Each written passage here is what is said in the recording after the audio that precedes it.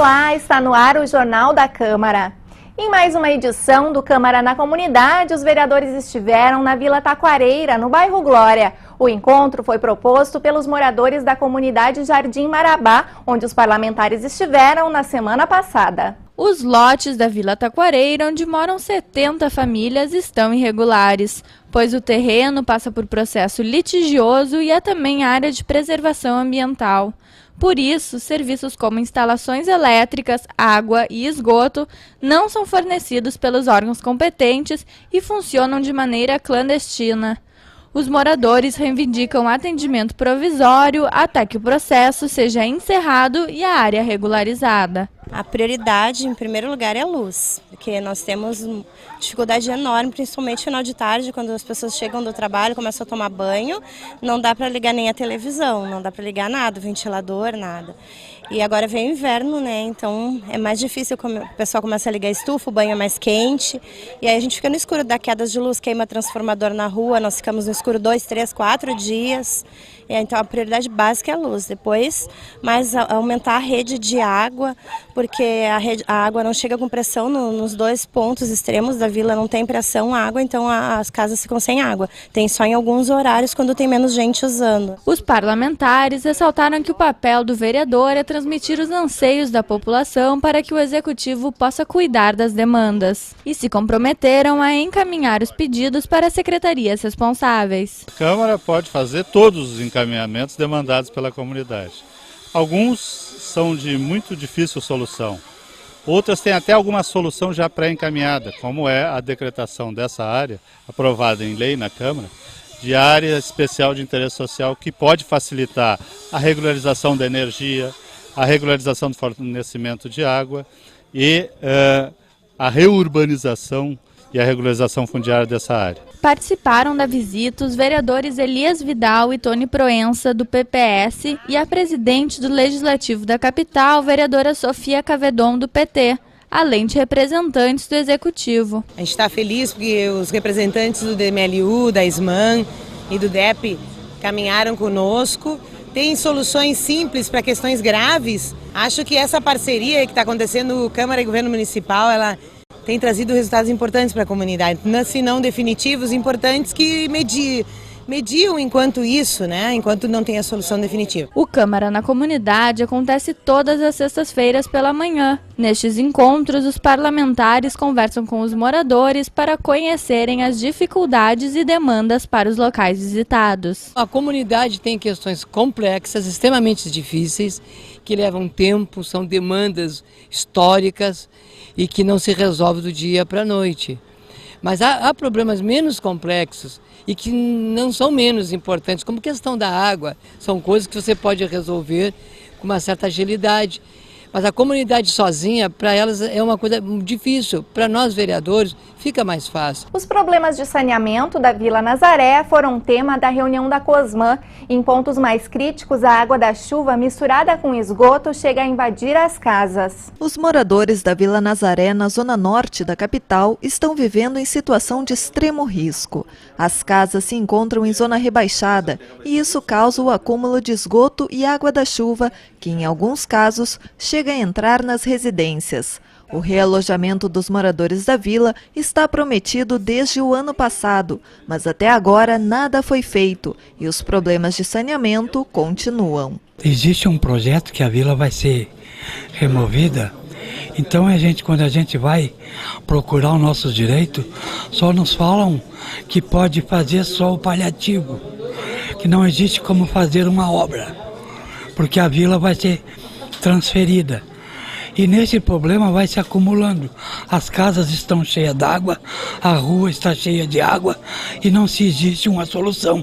Tem gente, moradores, perdendo coisa de dentro das nossas casas. Bem no meio da vila, uma grande poça d'água está causando ainda mais transtornos para a comunidade. A água poluída invadiu diversas casas, deixando cerca de 60 famílias preocupadas com a situação, que pode causar doenças de pele e até leptospirose. Nós estivemos lá na vila no sábado e pudemos observar algumas pacientes que realmente nos deixaram bastante preocupados. pacientes com lesões na pele, com início de erisipela, em função do contato com os coliformes fecais. Casos de diarreia, causas de náusea, vômito, tudo vinculado a esse processo. Então é importante que a gente está demonstrando essa sensibilidade, tanto a CUTAB, os vereadores que estiveram aqui, quanto os vereadores da Comissão de Saúde, e sugerindo ao Executivo que tome o mais rápido possível providências para minimizar esse sofrimento. Na reunião, ficou decidido que a comissão vai buscar o apoio de outras secretarias para auxiliar o DEP com equipamentos necessários para dar andamento à obra.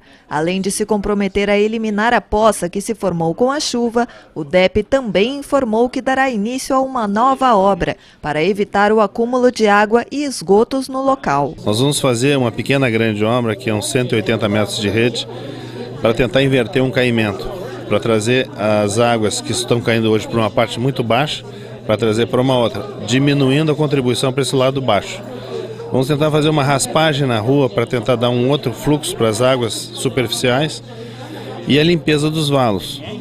Parte nós vamos fazer agora e parte com o nosso contrato ou com algum equipamento que alguma outra secretaria nos proporcione. Os vereadores Elias Vidal e Alceu Brasinha, da CUTAB, acompanharam a reunião e, sensibilizados com a causa, ofereceram o apoio da comissão para resolver o problema. A situação é caótica.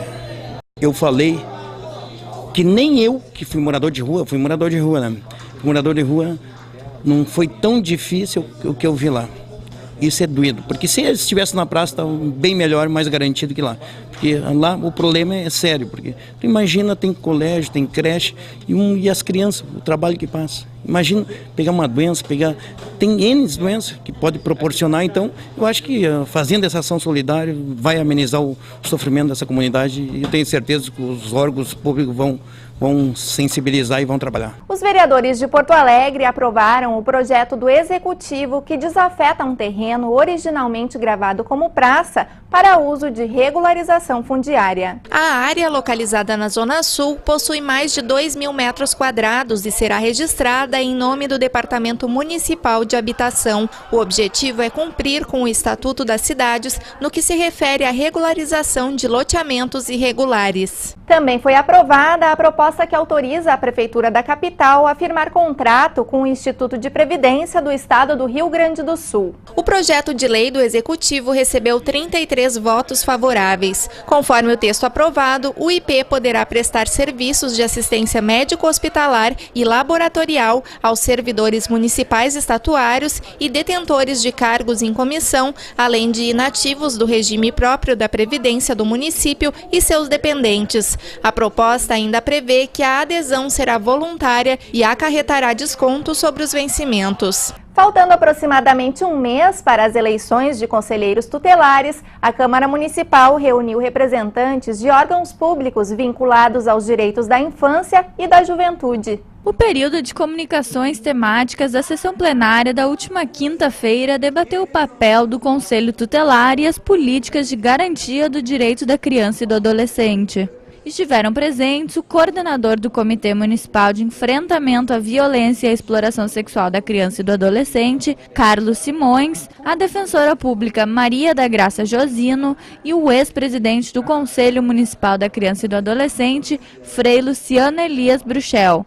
Eles ressaltaram a importância de um trabalho conjunto entre poder público e sociedade para melhor atender os direitos dos jovens. Os vereadores da Comissão de Meio Ambiente conheceram o projeto do transporte fluvial que ligará a capital gaúcha a Guaíba, município vizinho. A proposta foi apresentada pela empresa vencedora da licitação pública. O trajeto de barco não se propõe a ser um substitutivo ao transporte rodoviário, mas sim uma alternativa complementar. A Catsul, empresa que realizará o serviço, anunciou que o preço máximo da passagem será de R$ 7,00 e que o percurso, incluindo o tempo de embarque e desembarque, dura no máximo 34 minutos. O serviço deve estar disponível ainda neste semestre. Agora nós temos que fazer a dragagem no ancorador de Guaíba, são 2 quilômetros. E ontem já tivemos reunião com o SPH e nós vamos agora verificar os recursos, né, para fazer esse trabalho. Acredito que vai ser a parte onde vai ter uma pequena demora. A iniciativa também deve fomentar o turismo nas ilhas e arredores da cidade. Através do transporte hidroviário, nós temos a possibilidade de trazer à tona para o cidadão toda a riqueza ambiental que nós temos, tanto em relação ao Parque Estadual Delta do Jacuí, quanto em relação a todas as cidades que se situam no seu entorno. Em torno de 35 cidades, ou seja, um potencial muito grande. Já existe algum plano em torno disso? O governo do estado, conforme eu comentei na apresentação, né, tomou algumas iniciativas a partir desta apresentação que a Secretaria do Planejamento fez, né? Então eles têm, digamos, estudado a possibilidade de financiamentos através do Banco Mundial. Os parlamentares apoiaram o projeto e ressaltaram os benefícios que o transporte hidroviário trará à capital gaúcha. É lamentável o fato de a nossa sociedade, principalmente a gaúcha, ter dado as costas, não só para o Guaíba, mas para o transporte fluvial, tanto para carga, tanto para passageiros. É um estado que acabou ficando totalmente dependente do sistema rodoviário, mais até do que os demais estados do Brasil, e fica difícil se desenvolver assim, dependendo de apenas um modal. Nós temos que diversificar isso. E o fluvial apresenta, então, problemas, né? Primeiro, não há mais estaleiros, né? O último está indo embora, a tributação é extremamente alta e, para nós resolvermos o problema, por exemplo, de diminuir o tráfego, né? De diminuir o grande fluxo de veículos, né? De chegar nos lugares, nós teríamos as duas soluções principais, além do ferroviário, a bicicleta e o fluvial. É importante criar uma alternativa, principalmente para a região sul e extremo sul da cidade, de um novo modal de transporte coletivo. Além disso, fazer com que a cidade possa ficar de frente para o rio, principalmente no que se refere ao turismo fluvial, ao turismo a partir do barco. O empresário da área de sonorização envolvido nas suspeitas de irregularidades na Secretaria Municipal da Juventude foi ouvido pela CPI do Projovem. Douglas Maximiliano Burcardi, proprietário da empresa dos equipamentos de sonorização localizada em Canoas, compareceu espontaneamente à reunião. O envolvimento de Burcardi no caso deve-se a denúncias de que teria sido contratado sem licitação para participar de um evento na administração de Alexandre Rambo. Durante o depoimento, Burcardi contou que trabalha na área há 16 anos e que ele e a esposa, há 2 anos, abriram uma empresa de locação de equipamentos para shows. Ele afirmou que foi convidado por Egberto Barbosa Alves, o Guto, dono de uma empresa de fotos e filmagens, para realizar o evento Craque Nunca Mais, na usina do gasômetro. O empresário disse que cobrou em torno de R$54 mil pelo serviço. Segundo ele, quando recebeu o pagamento em março de 2010, depositou R$15 mil em conta bancária para o Guto e ficou com 9 mil. O restante, em torno de R$30 mil, foi repassado a outras pessoas, cujos nomes ele não quis revelar. Ele diz que quando combinava o contrato, o tal de Guto, que recebeu o dinheiro, inicialmente 15 mil, depois parece que mais 30 mil para repassar para outras pessoas. Parece que esse tal de Guto, ele fez as negociações ao lado do secretário Alexandre Rambo, pelo menos de acordo com o que falou o Douglas. No final dos trabalhos, o depoente foi convidado para uma reunião fechada aqui no Salão Nobre de Lamar Machado. Os parlamentares fizeram contato com a Secretaria Estadual da Segurança e pediram proteção para Burcardi e sua família, que, segundo ele, vem sofrendo ameaças de morte. Também ficou acertado o convite para que Guto compareça para depor na comissão. Quanto aos demais envolvidos no escândalo, a CPI já está agendando os próximos depoimentos. O Alexandre Rambo nós estamos reconvocando porque nós precisamos de ter 2 convocações não aceitas para fazermos a convocação via judicial. Estamos fazendo a convocação para que ele venha aqui, né, depor, prestar esclarecimentos, já que ele estava envolvido ontem nas denúncias que foram feitas pelo Douglas. E a Juliana marcou já uma data para vir, que é o dia 17 de março, às 17 horas. Não é? Ela mesma mandou uma correspondência que eu li ontem em plenário, marcando essa data do dia 17, e nós já aceitamos a data. A cassação de alvará de um bar GLS na Cidade Baixa, em Porto Alegre, trouxe à tona a discussão sobre homofobia na capital. De acordo com a proprietária do estabelecimento, ela está sendo vítima de perseguição. Juscelie Comis é proprietária do bar Pacifica, localizado na Rua República, no bairro Cidade Baixa. O estabelecimento é conhecido por receber o público LGBT, gays, lésbicas, bissexuais e transexuais. Segundo Juscelie, que é homossexual assumida, ela vem sofrendo uma série de ameaças e ridicularizações pelo síndico do prédio onde está sediado o bar. Eu estou sendo vítima de um assédio moral por parte do síndico do prédio, que encaminha denúncias após denúncias, inclusive infundadas, porque toda a documentação o bar tem. Tem autorização do proprietário para ter as mesas na rua, tem inclusive toda a sua parte legal em dia. Não tenho atos de infração por das denúncias que ele levou do Ministério Público de poluição sonora, visual ou mau cheiro. Não tenho nenhum ato. Não tem nenhuma prova contra o bar, porque o bar ele está em dia, é um ambiente tranquilo e é um ambiente de referência para esse setor. As constantes reclamações do síndico do prédio de poluição sonora, visual e mau cheiro foram responsáveis pelo processo na SMIC para a retirada das mesas do Bar da Calçada. De acordo com a comerciante, no entanto, a motivação do síndico é a homofobia. O secretário da SMIC, Walter Nagelstein, disse que não há distinção na análise dos processos e que, se for comprovado o acordo entre o proprietário do prédio e do estabelecimento comercial para o funcionamento do mesmo, a manutenção do bar está garantida. Se for juntada a autorização, como diz a lei, do proprietário ou dos condôminos, na pessoa do síndico, cabe à autoridade concedente, que é no caso a SMIC, dar autorização.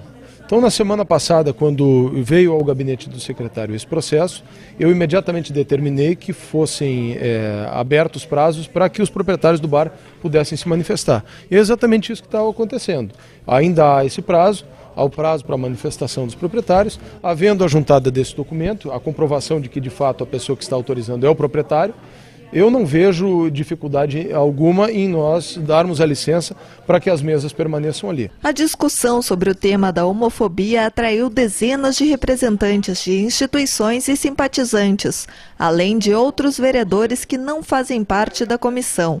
Devido à relevância do assunto, ficou estabelecido que a Câmara Municipal vai fazer uma série de ações de esclarecimento e combate à homofobia. A Comissão de Direitos Humanos se comprometeu em trazer esse tema para um debate público e também através de uma grande campanha, efetivando o cumprimento do artigo 150, que é uma lei aqui no município de Porto Alegre, uma emenda à lei orgânica que foi feita, aprovada pela Câmara Municipal, uma lei de um vereador, onde se combate toda a discriminação e o preconceito das pessoas que têm garantido a sua livre orientação sexual. Uma garantia que já está na Constituição Federal, mas que a gente trouxe com cuidado para a lei municipal. Então nós também queremos estar nos agregando nessa grande campanha, fazendo uma movimentação, divulgando. A presidente da Câmara Municipal, vereadora Sofia Cabedon, esteve na Secretaria de Políticas para as Mulheres. O objetivo da visita foi conhecer a proposta de instalação de um centro de educação e reabilitação de agressores na capital. O projeto está previsto na Lei Maria da Penha e busca atender homens que já cometeram algum tipo de agressão contra mulheres. Foram abordadas questões como a definição do órgão responsável pelo programa, a forma de atuação do centro e a importância de reeducar sem eximir os homens da responsabilidade pelo ato. 1º de março é o prazo final para as empresas que usam ponto eletrônico se adaptarem às novas regras do Ministério do Trabalho. Todas as máquinas deverão ter impressoras para emitir recibos aos funcionários no momento em que eles registrarem o seu ponto. Está comigo Jorge Royer, auditor fiscal do trabalho, para esclarecer algumas dúvidas a respeito desse tema. Seja bem-vindo, Jorge. Obrigado. Jorge, para começar, eu queria que tu esclarecesse quem deve comprar essa nova máquina. Essa portaria 1510 de 2009, ela é obrigatória apenas para aquelas empresas que têm o ponto eletrônico hoje e queiram continuar usando o ponto eletrônico. Quem está usando o sistema manual pode continuar usando o sistema manual. O mecânico também pode continuar usando, a portaria não é aplicável a essas pessoas. Portanto, só as empresas que já possuem o ponto eletrônico deverão se adaptar à nova lei. Isso, ou aquelas que queiram comprar o ponto eletrônico a partir de agora. Quais seriam as vantagens do ponto eletrônico, Jorge? Bom, podemos dividir para o empregado. É importante que se diga que cada marcação que ele fizer na máquina, a máquina vai gerar um comprovante, um ticket da batida, onde vai constar a hora que ele bateu, o seu número do PIS e o nome do empregado. Vai servir para ele como um comprovante. Para, por exemplo, no final do mês, conferir as horas extras com seu contra-cheque. Né?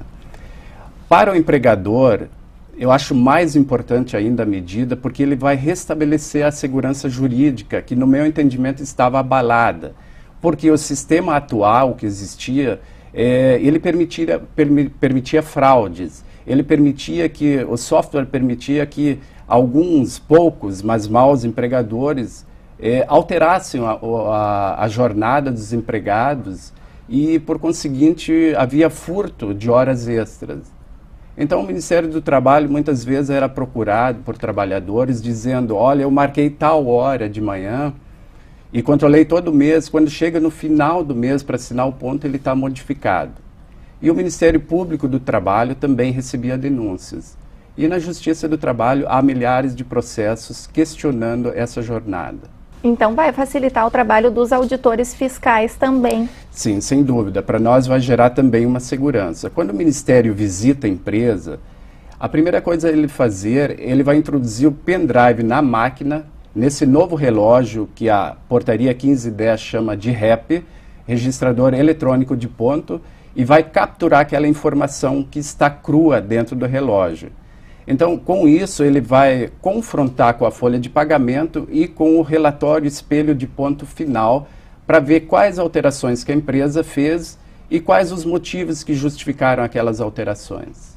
Essa máquina fica a critério do administrador da empresa, enfim, do dono da empresa, comprar. É ele que vai escolher. Tem mais de um modelo, Jorge? Sim. Quando se entra no site do Ministério do Trabalho, www.mte.gov.br, aquele empregador que está interessado, ele vai encontrar 109 máquinas, fabricantes autorizados a vender máquinas. Então, antes dele comprar, ele vai conferir se aquela máquina que ele está usando e aquele modelo estão autorizados pelo Ministério do Trabalho. Porque daí essa máquina já é certificada, quer dizer, ela está à prova de qualquer adulteração. E o Ministério do Trabalho vai começar uma fiscalização imediatamente agora em março, porque o prazo para as empresas se adaptarem é 1º de março, né, Jorge? É verdade isso. Estamos ainda aguardando uma circular de Brasília, mas possivelmente vai se repetir o que está na INN, Instrução Normativa 85, que ela ensina a fiscalização como proceder nesses casos. Então, o que vai ocorrer? A partir de 1º de março até 30 de maio, o fiscal vai fazer aquela visita dupla. A primeira seria aquela de orientação e depois ele estaria autorizado a fazer o auto de infração, até o prazo máximo de 30 de maio. E se algum funcionário ainda com esse novo sistema se sentir lesado, deve recorrer à justiça ou deve primeiro conversar com o seu patrão para tentar esclarecer algumas dúvidas do novo sistema? Sim. Sem dúvida, sempre o primeiro recurso é procurar o seu empregador. O RH da empresa geralmente tira as dúvidas daquele empregado, porque eventualmente pode ocorrer que ali o empregado veja algumas horas extras, mas a empresa adotou o sistema de banco de horas. O banco de horas é uma compensação que ele poderá fazer depois. Então, aquelas horas extras não são horas extras. Ele vai gozar em folgas no mês seguinte. Então, é sempre importante procurar primeiro o empregador. Se ele achar que ainda o relógio não está seguro, ele pode procurar o Ministério do Trabalho, que nós verificaremos. Na tua opinião, Jorge, é válido para quem hoje utiliza o sistema manual e mecânico? Seria vantagem instalar esse novo sistema? Não, eu não posso afirmar isso, até porque o artigo 74, parágrafo 2º da CLT dá a opção para o empregador. Então ninguém pode dizer que aquele sistema manual seria menos confiável do que essa máquina nova pela portaria 1510. Ela terá a mesma validade, tanto aquele mecânico antigo, hoje eles são elétricos, basta encostar o cartão que ele bate, terá a mesma validade do ponto eletrônico. Tu terias algum contato, Jorge, para quem tem dúvidas e precisa esclarecer alguma informação com vocês? Sim, primeiramente quero deixar o site novamente do Ministério do Trabalho, mte.gov.br, ele clica em ponto eletrônico, ali ele vai poder formular perguntas, já tem 140 perguntas com respostas ali. Num segundo momento, ele pode ligar para o Ministério do Trabalho, Ministério do Trabalho, Superintendência Regional aqui, o telefone é 32 13 2800. E pedir para falar com alguém que entende especializado no ponto eletrônico. Jorge, eu agradeço pelas tuas informações. Ficam então as dicas para quem quiser tirar dúvida. Vocês estão à disposição, não é mesmo? Sim, estamos à disposição. Muito obrigado. Agradecemos também a sua companhia. O Jornal da Câmara fica por aqui e até o nosso próximo encontro.